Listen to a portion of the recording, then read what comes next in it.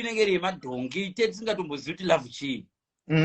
Because vasikana izvo right now ndikakuudza ika mukomana wayo aikukava muri grade 5 uyayo kukukava kwaite kokuyaitokuda mukomana aikubvutira bhilo yayo otiza nayo okubvutira bhilo oikanda mugwenzi yaidoriweyo kuti ndokuda arutsvaga attention iwo waenda kumba wakatsamwa kune mukomana nogere vana bhuti wotishedza toya totomukwatura unotiesisa wangu papa yaidoriweyo kuradza love. Zvino tinokura tisingazive love. Ndo zvandiri worried because vana vangu vari kutokura. I'm so desperate kuti vaone kuti love chii because nditoona kuti vachatopedzisira vatongoita zvizvi vangoenda neruti because right now ukaenda kumuna ex wangu andokuzoti chimuziti hapana zviripo paya munhu yairabishi kani munhu yairabishi but hapana anozomboti kana adzidza rudo akurugona odzokera kuna ex oti hello ex ndakugona rudo.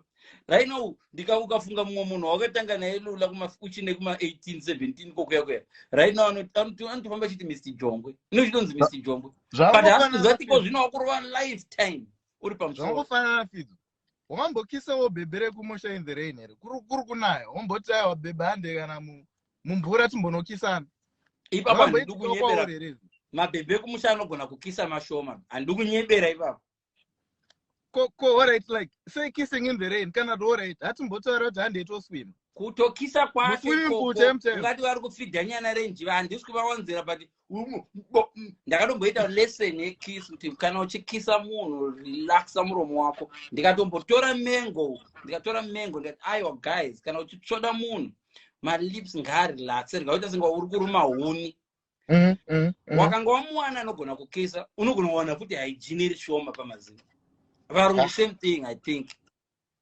So usatotombosvika kunana kissing in the rain chichichichi vamwe vachandotla rain vanotla chando ndo exactly panandiri kutaura kuti ona isusu sevanhurume handiti zvatoda zvakawanda pavakadzi hazvinambowanda zvekuisa mamakeup chichichi kuti munhu apedza 20 minutes iwo unoziva zvatoda tongoda magaro most of the time.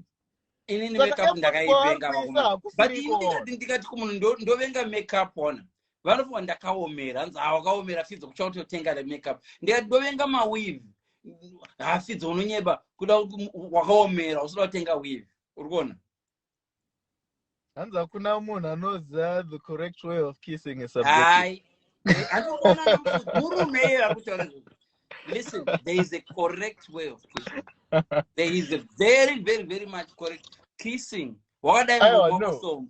Aisinyaya maybe pamwe tinenge tichivatyisa ona it's okay kuita mistakes but mistakes ako atiratidza kuti you are giving it your all and paunoudziwa you do not take offense. Exactly. Unoziva kuti makisi akafanana nebonde bonde rine mastera hope anosvika 100. Exactly. There is a correct way of kissing. Be kissing net driving zvakada kufanana hakuna inonzi yes kune mota dzakasiyana siyana ndege haidrive iso zvimwe asi inodrive. So kissing inodosiyana but hatipinduriwe hanzi correct way according to who? According kune munhu wauri kudanana naye kaiyeye kana ataura kuti asiri izvo ko uri kudanana nani? ndimupfudze rari kudero ameno hanzi natesa mapfumo manyepa apa chatanyeba chii unoziva chii hakuna munhu anofanira kuitwa nyana reshiri kisi yakadai songu haite rimwe zimuzimba zimufesi reri richita senge rikusveta oiri unoziva munhu anosveta oiri yemunhu hawakambomuona muchato there is no correct way or right way of kissing iriko zvinozoitika manje ndezvekudai so kuti vanhu vanenge vachitaura zvinhu zvinenge zvakadai so zvinhu zvavo zvese zvinenge zviri correct in life. They've got a good job vane mukadzi ari right nei wobva vatorerwa mukadzi nabented because ivo vari kufunga kuti vari correct kudhara.